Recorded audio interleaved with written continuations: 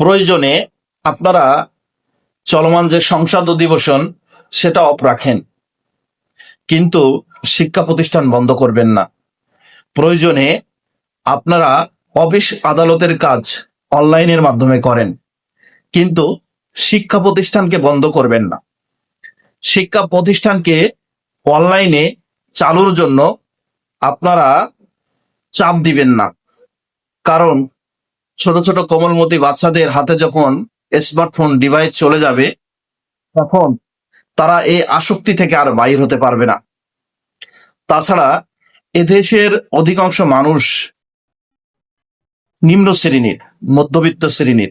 এমনও হয়েছে যে একটা ফ্যামিলিতে শুধুমাত্র একটা বাটন ফোন রয়েছে।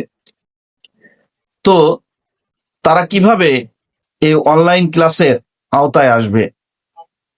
এরকম ভাবে দেখা যাচ্ছে কয়েক কোটি শিক্ষার্থী পড়াশোনা থেকে বঞ্চিত থাকবে। এজন্য আপনারা অফিস আদালতের কার্যক্রমকে সীমিত করে আপনারা এগুলো অনলাইনের মাধ্যমে করতে পারেন। আপনারা চলমান সংসদ অধিবেশনটাকে বন্ধ রাখতে পারেন, যেহেতু দেশে একটা বৈশ্বিক জ্বালানি সংকট যাচ্ছে। আবার পাশাপাশি আপনারা এটাও করতে পারেন, সাশ্রয়ী হতে পারেন।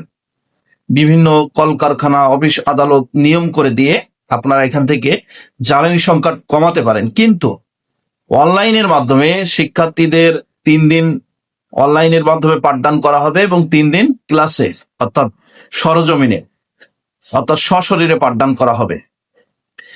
এই ডিসিশন থেকে আপনারা বাহির হয়ে আসুন।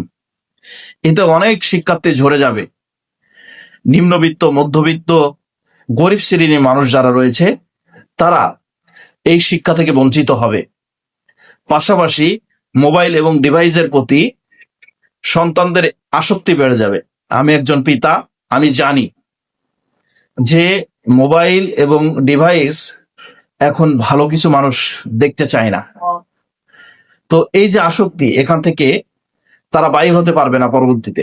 পাশাপাশি শারীরিক সমস্যা তো রয়েছেই, অর্থাৎ সারাদিন ডিভাইসের সামনে থাকার কারণে কারো চোখ নষ্ট হতে পারে, ফেসের সমস্যা হতে পারে, হার্টের সমস্যা হতে পারে, পাশাপাশি তার মেজাজ খিটখিটি হতে পারে, এই ধরনের সমস্যা দেখা দিতে পারে।